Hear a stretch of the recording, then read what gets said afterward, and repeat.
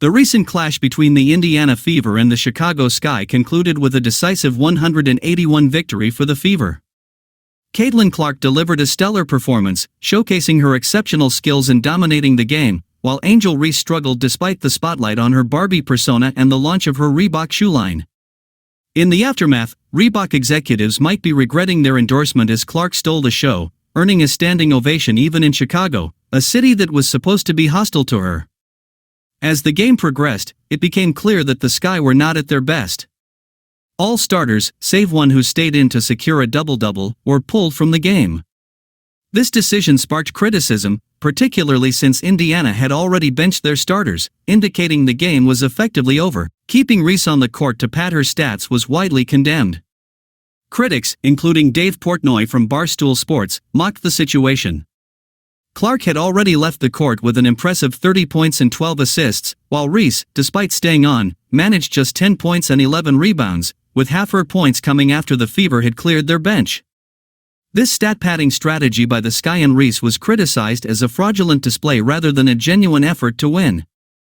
The backlash was severe, with fans and commentators ridiculing Reese for her performance, especially in contrast to Clark.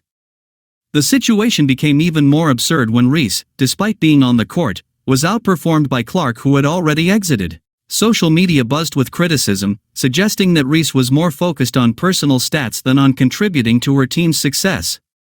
This behavior was viewed as disrespectful to the game, with former athletes like Shannon Sharpe and commentators adding to the derision.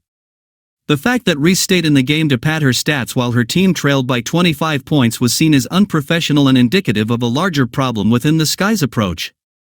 The criticism extended to the Chicago crowd, which seemed more supportive of Clark, a rival, than their own player, Reese.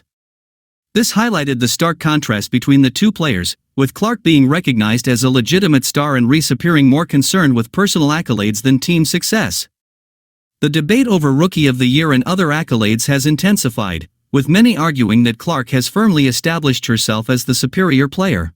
The recent game only reinforced this view, painting Reese's actions as embarrassing and detrimental to the sport. In the end, the game was not just a loss for the Chicago Sky but a public relations disaster for Angel Reese, who now faces significant criticism for her perceived lack of professionalism and sportsmanship. The narrative is clear: Caitlin Clark is the star, while Angel Reese's shine is rapidly fading. Please subscribe, follow, and share.